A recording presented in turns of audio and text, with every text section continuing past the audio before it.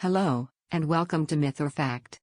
Today's topic is hypermobile Ehlers-Danlos syndrome. Wow, was that a mouthful?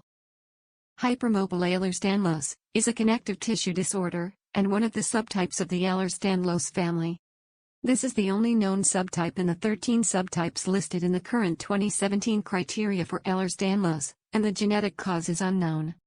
Time to get started into our Myth or Fact segment. Let's go. Hypermobile Ehlers-Danlos patients have no genetic mutation. In a study, 3 genes, MUSIA, RHBG, and ZNF717, were mutated in all 5 hypermobile Ehlers-Danlos patients evaluated. The functional enrichment analysis on all 1,162 mutated genes identified the extracellular matrix, ECM, structural component as the overrepresented molecular function. The one being focused on is the ZNF717 gene found on chromosome 3. This is due to out of the 3 genes found in all the hypermobile Ehlers-Danlos patients, this is the only one with more than one exome, or had more than one mutation, all of which were missense mutations that were non-synonymous.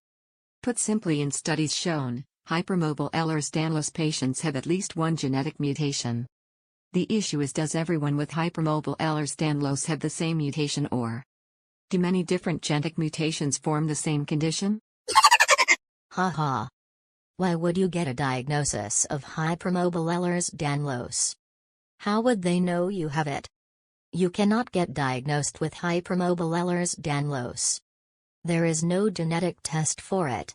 There are extensive clinical requirements for a hypermobile Ehlers-Danlos diagnosis due to the lack of confirmation in genetic panels. Patients must pass 3 criterion. Some of the requirements are scoring a required score on a Baden test. Basically, are you hypermobile in your joints? Double jointed? So me being flexible means I have that condition? No. It is one of the many symptoms. Have you ever had dislocations or subluxations of your joints? Criterion goes much further in depth than just those 2 questions. In fact, passing the hypermobility portion of the test is only one criterion.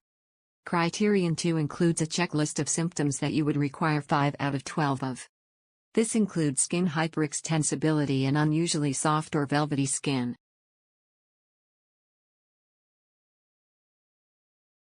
Hypermobile Ehlers-Danlos cannot be serious because there is no genetic mutation currently found.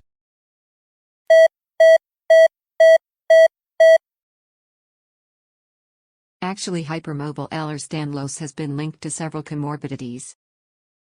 What can a condition that we don't know much about do to our bodies? Thank you for asking. Comorbidities include digestion issues, autonomic dysfunction, and autoimmune conditions. Not to mention the increasing pain associated with this condition. Muscle and joint pain can be intermittent or constant. Ouch, that sounds like it can hurt. I wouldn't want any of that. I had no idea. We do not know much about it because Ehlers-Danlos in general is new and a rare disease, and hypermobile Ehlers-Danlos is even newer and much more rare. Wrong. The first recorded appearance of Ehlers-Danlos was back in 400 BC. That is a long time. And hypermobile Ehlers-Danlos may be a newer name, but it was one of the first Ehlers-Danlos documented out of the 13. It used to be Ehlers-Danlos type 3. As far as rarity goes, Ehlers-Danlos is thought to be as low as in 1 in every 5,000 people worldwide. Hypermobile Ehlers-Danlos is around 80% of cases of Ehlers-Danlos and is by far the most common. Wow, I had no idea it was found so far back. I wonder why we do not have more research or knowledge of this condition in the medical field.